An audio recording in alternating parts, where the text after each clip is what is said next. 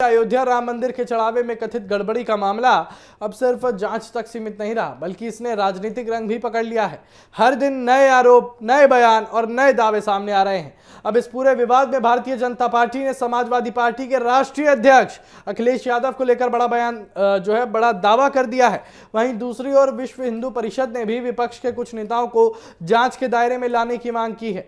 ऐसे में सवालों से ज्यादा अब सियासी बयान वो सुर्खियां बटोर रहे हैं।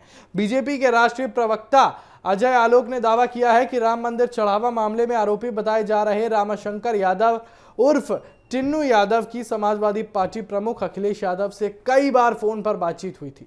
उन्होंने कहा कि जैसे जैसे जांच आगे बढ़ेगी वैसे वैसे इस पूरे मामले की और भी परतें खुलेंगी।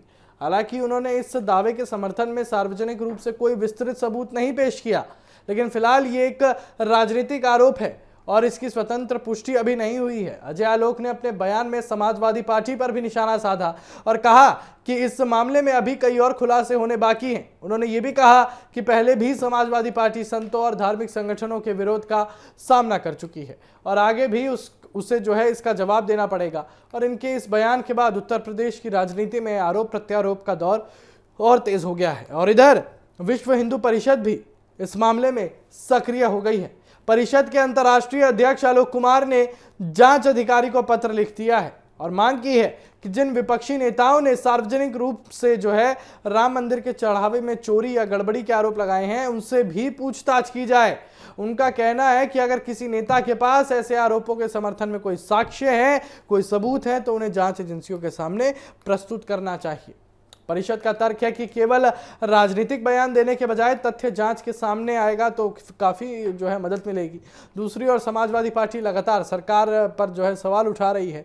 इससे पहले अखिलेश यादव इस पूरे मामले को लेकर सरकार पर निशाना साध चुके हैं।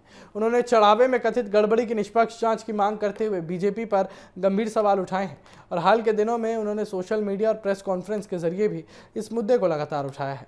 गौरतलब है कि अयोध्या राम मंदिर के चढ़ावे के उसमें कथित अनियमितताएं हैं, उसकी जांच पहले से जारी है। जांच एजेंसियां आरोपी बनाए गए नए लोगों की भूमिका, चढ़ावे की गिनती की प्रक्रिया, रिकॉर्ड और आर्थिक लेन देन की जांच कर रही है। इस मामले में कुछ लोगों की गिरफ्तारी भी हो चुकी है और पुलिस कई अन्य पहलुओं की भी पड़ताल कर रही है। हालांकि जांच अभी पूरी तरह खत्म नहीं हुई है, अंतिम निष्कर्ष सामने आना बाकी है।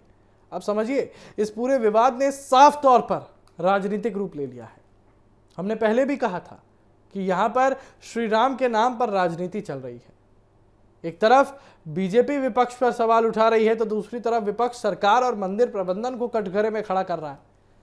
दोनों पक्ष एक दूसरे पर गंभीर आरोप लगा रहे हैं, लेकिन इन आरोपों की सच्चाई का फैसला केवल जांच करेगी, एसआईटी करेगी, कोर्ट करेगा, उपलब्ध साक्ष्यों के आधार पर होगा। सबसे महत्वपूर्ण बात यह है कि यह मामला अभी जांच के अधीन है। बीजेपी के दावे हो या फिर विपक्ष के आरोप हो, किसी भी पक्ष की राजनीतिक बयानों को अंतिम सत्य नहीं माना जा सकता और आने वाले दिनों में जांच एजेंसियों की रिपोर्ट, उपलब्ध सबूत और आधिकारिक निष्कर्ष ही तय करेंगे कि इस पूरे मामले में आखिर सच क्या है। तब तक ये मामला राजनीति, आस्था और कानून तीनों के बीच चर्चा का विषय बना रहेगा। लेकिन आप यहाँ पर समझिए कि किस तरीके से बोला जा रहा है कि टिन्नू यादव की लगातार समाजवादी पार्टी के प्रमुख मुखिया अखिलेश यादव के साथ वो लगातार फ़ोन कॉल पर बात करते रहते थे। अब यहाँ पर ये जो मुद्दा है वो कहीं ना कहीं अलग रुख लेता जा रहा है। समझिए कि किस तरीके से यहाँ पर समाजवादी पार्टी की तरफ अब ये जो तीर है वो घूमता हुआ नजर आ रहा है, क्योंकि पहले यहाँ पर बीजेपी को कटघरे में रखना चाह रही थी समाजवादी पार्टी, लेकिन अब जो टिन्नू यादव का जो मामला निकल कर आया है वो समाजवादी पार्टी की तरफ जो घूम रहा है, जो अखिलेश यादव की तरफ जा रहा है, ये सारी चीज़ें कहीं ना कहीं ये ज़रूर बयां करती हैं कि ये मामला जितना बड़ा अभी दिखाई दे रहा है उससे और कहीं ज़्यादा पेचीदा और बड़ा रहने वाला